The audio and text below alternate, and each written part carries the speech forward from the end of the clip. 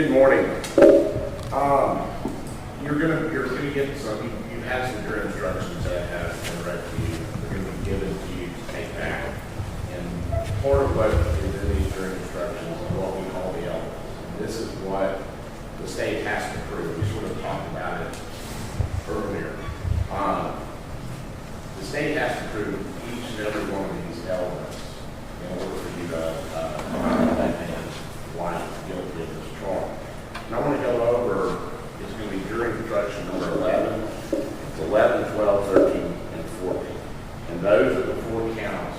They're all the same. All have the same elements. 2 of them are dealing with injuries and 2 of them are dealing with death. But they're all for the elements that would have to be proven.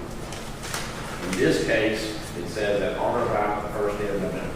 I think the state's proven that this incident happened on November 1st of 2021 in the First Judicial District.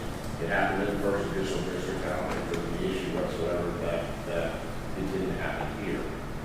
The second element, and there's actually a couple elements in the second part, is that the defendant did willfully and lawfully influentially drive another vehicle from the 2011 Acura in a negligent manner and cause the accident, which resulted in the death or during instructions of death or injury to different people.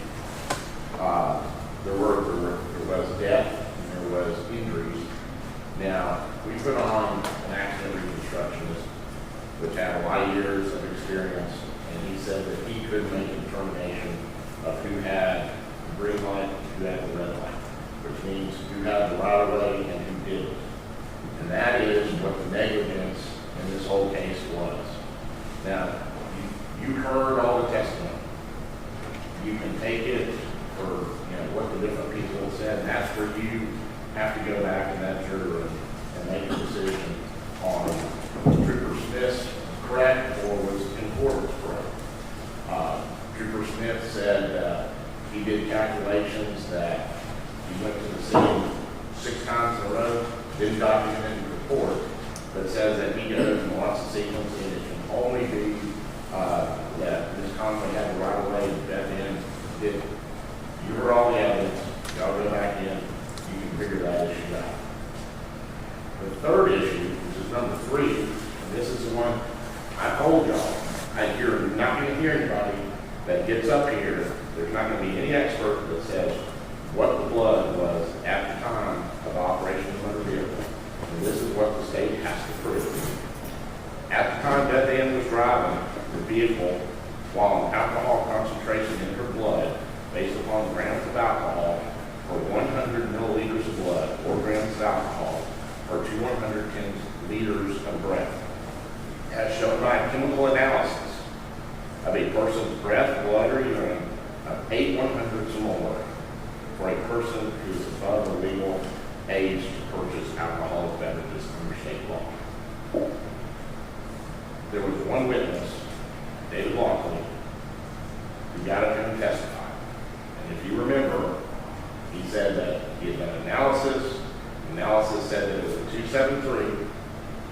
And then it was like, I asked Mr. Lockley, what was her blood alcohol concentration at the time of drive? He didn't know. The state has to prove that element. And they have to do that with a chemical analysis. That's the only way that they can prove that. And that did not happen. At the end of this jury instruction, it said, if the state has failed to prove any one or more of the above listed elements beyond a reasonable doubt, then you shall find Beth Ann White not guilty. The state failed in their burden of proving that her blood alcohol was above a 0.08 by chemical analysis at the time of drive. That was the state's expert, not my expert, the state's expert.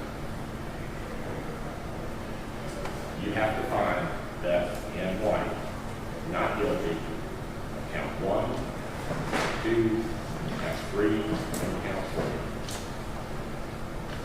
That's what you have to do.